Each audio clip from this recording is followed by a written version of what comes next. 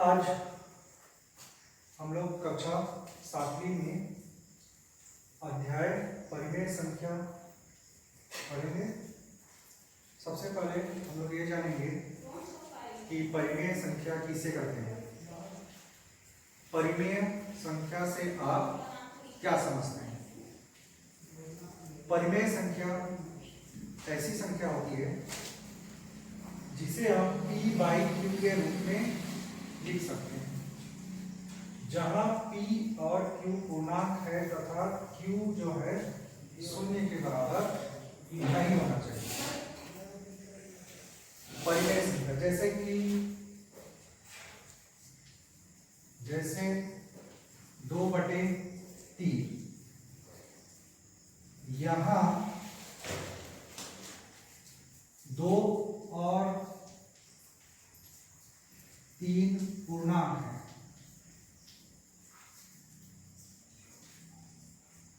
दो को अंश कहते हैं और 3 को हर कहते हैं। 2/3 एक परिमेय संख्या है, तो क्या 0/3 भी एक परिमेय संख्या है? ये भी एक परिमेय संख्या है। एक परिमेय संख्या है, ये भी एक परिमेय संख्या है, क्योंकि इसके नीचे कुछ नहीं है, मतलब एक हो सकता है। ठीक है, दो परिमेय संख्या है, दो के नीचे कुछ नहीं है, मतलब क्या हो सकता है? एक हो सकता है ना। अब यदि हम कहें 2/0, क्या ये परिमेय संख्या है? ये परिमेय संख्या नहीं है। क्यों नहीं है? क्योंकि हमने इसके परिभाषा में ये देखा कि परिमेय संख्या ऐसी संख्या है जिसमें P और Q क्या है? पूर्णांक है, और Q जो है हर 0 के बराबर नहीं होना चाहिए। 0 से किसी भी संख्या को भाग नहीं दिया जा सकता, इसलिए यदि हर में 0 है तो वह परिमेय संख्या नहीं है। इसलिए 2/0 को हम क्या कहेंगे? यह परिमेय संख्या नहीं है।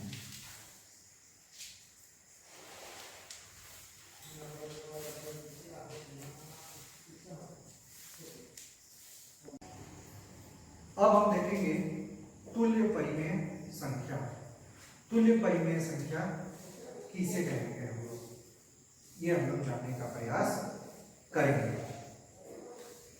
जैसे कि हमारे सामने 3 डब्बे दिए हुए हैं, जिसमें कि रंगा हुआ भाग कितना है? 1 है। तो हम इसे क्या लिख सकते हैं? 1/3। कितना भाग रंगा हुआ है?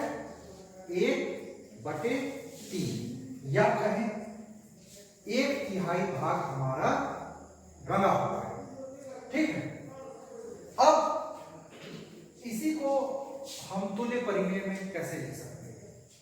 देखिए, रंगा हुआ भाग हमारा उतना ही है, इसको मैंने बीच से एक लाइन खींच दिया है।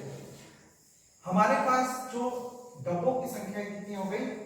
6 हो गई, लेकिन रंगा हुआ भाग उतना ही है, वो कितना हो गया? अभी 2 हो गया। तो 1/3 का तुल्य परिमेय क्या हो गया? 2/6। भाग उतना ही रंगा हुआ है, लेकिन टुकड़े बढ़ गए।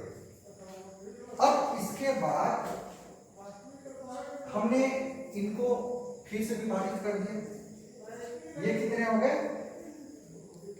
9 डब्बे हो गए, और 9 में से कितने रंगे हुए हैं? 3 रंगे हुए हैं। तो 3/9।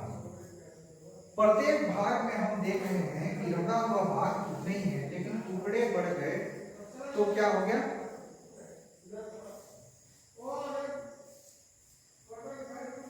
तुल्य परिमेय, है ना। तुल्य परिमेय कहने का अर्थ है कि ये सारे जो हैं आपस में बराबर है। 1/3, 2/6, 3/9 आपस में क्या है, बराबर। भाग उतने ही। अब मैं आपको एक सरल भाषा में समझाना चाहता हूं। जैसे कि ये हमारा एक चौक है, ये हमारा क्या है, चौक है। ये मैंने एक चौक के कितने भाग कर दिए, 2 भाग कर दिए।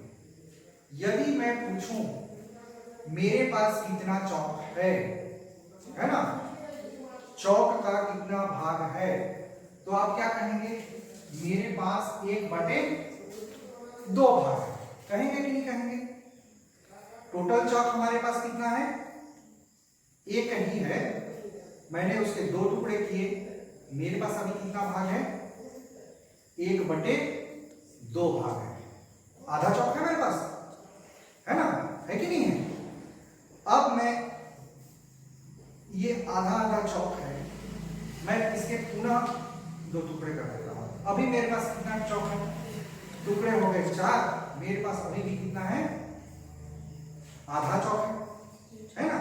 चौक की संख्या बढ़ी है क्या, नहीं बढ़ी, टुकड़े 4 हैं और चौक कितना है मेरे पास, अब 2। तो टुकड़े बढ़ने से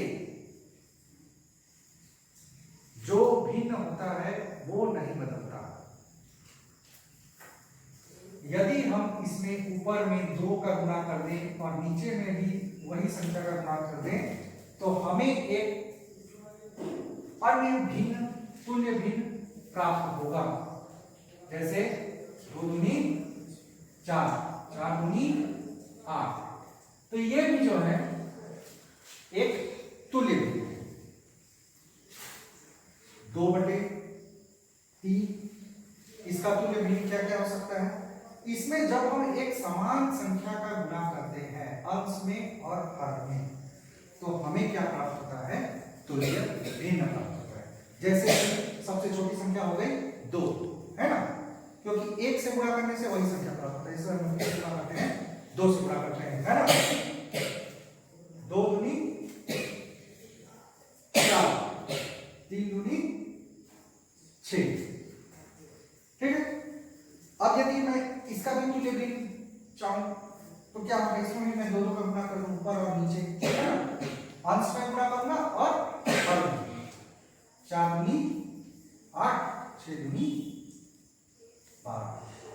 तो ये सारे के सारे तुल्य भिन्न हैं। तुल्य भिन्न कहने का मतलब आपस में भी क्या है, बराबर है।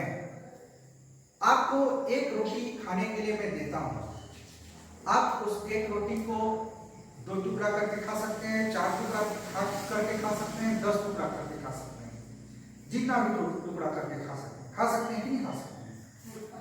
लेकिन आप खाएंगे कितना, एक ही रोटी खाएंगे, है ना। आप कितना खाएंगे, एक ही रोटी। ठीक उसी प्रकार तुल्य भिन्न भी होता है। तुल्य भिन्न में हम उसको छोटे छोटे रूप में लिख सकते हैं। उसमें हम समान संख्या का गुणा ऊपर और नीचे करते हैं, तो वो क्या बन जाता है, तुल्य भिन्न बन जाता है। समान संख्या करने का मतलब ऊपर में भी 2 का गुणा कर दिए, नीचे में भी 2 का गुणा कर दिए, अंश में 2 का गुणा, हर में 2 का गुणा, तो एक तुल्य भिन्न हमें मिल जाता है, ठीक है।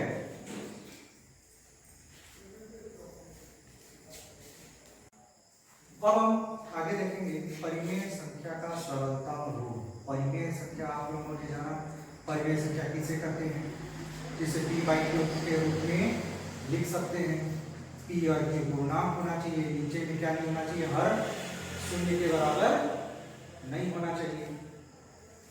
इसके बाद हमने तुल्य परिमेय देखा। तुल्य परिमेय ऐसी समस्त परिमेय संख्याओं को कहेंगे जो आपस में क्या होते हैं, बराबर होते हैं। जैसे कि 2/3 जो किसके बराबर है, 4/6 के बराबर है कि नहीं। उसी प्रकार का हम अगला देखेंगे परिमेय संख्या का सरलतम रूप, जिसमें आपका एक संख्या दिया हुआ है ऋण 28/35। परिमेय संख्या का सरलतम रूप। परिमेय संख्या का सरलतम रूप क्या है?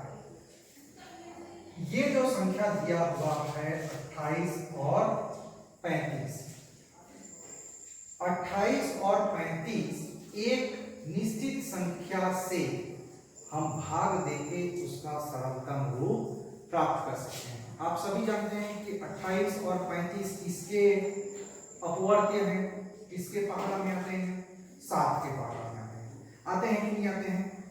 आते हैं। 7 चौक क्या होता है? 28 होता है, 7 पछे क्या होता है? 35 होता है। तो हम इसे भाग देते हैं, किससे देते हैं? 7 से। भाग देते समय जब हम भाग देते हैं तो ये ध्यान देना जरूरी है कि यदि हम अंश को भाग दे रहे हैं तो हमको हर को भी भाग देना है। यदि हम हर को भाग नहीं देते हैं तो हमारा गलत हो जाएगा, हमारा जो उत्तर है वो क्या हो जाएगा? गलत हो जाएगा। इसलिए हमको भाग देते समय अंश और हर दोनों को भाग देना जरूरी है। चलिए भाग देते हैं। 7 चौक कितना होता है? 7 चौक को 28 होता है, 4 से कटेगा और 7 पचे 5 से कटेगा। ये हमारा जो संख्या है वो क्या प्राप्त हो गया? हमें ऋण 4/5 प्राप्त हो गया। क्या ये दोनों और किसी संख्या से कट सकते हैं?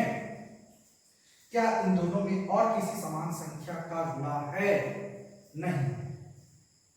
तो परिमेय संख्या का सर्वोत्तम रूप क्या हो जाएगा? ऋण 4/5, या तो हम इसे तुल्य परिमेय भी कर सकते हैं। ये इसका तुल्य परिमेय है। ऋण 4/5 ये आपस में ये दोनों तुल्य परिमेय है। ये ऋण 28/35 का सरलतम रूप क्या है? ऋण 4/5। ऋण 4/5 का तुल्य परिमेय क्या है? ऋण 28/35। क्योंकि 4 में किसका गुणा हुआ है? 7 का गुणा हुआ है, और 5 में किसका गुणा हुआ है? उसी संख्या का, जिसमें अंश का गुणा हुआ है उसी संख्या का हर का गुणा हुआ है, 5 का गुणा हुआ है। तो सरलतम परिमेय संख्या ज्ञात करने के लिए हमें, जैसे कि मैं आपको अगला दे रहा हूं, 15/35, 15/35 जैसा संख्या दिख रहा है कि ये जो संख्याएं हैं ये किसके अपवर्त्य हैं? 5 के अपवर्त्य। किसके अपवर्त्य हैं? 5 के अपवर्त्य हैं। ये दोनों के दोनों 5 से कटेंगे, ये भी 5 से कटेगा, ये भी 5 से कटेगा। एक समान संख्या से भाग देने पर अंश और हर को हमें सरलतम परिमेय संख्या प्राप्त होती है। ये दोनों को हम किससे भागेंगे? 5 से भागेंगे। 5 3 15, 5 7 35। इस प्रकार हमें ये परिमेय संख्या का सरलतम रूप प्राप्त होगा 3/7।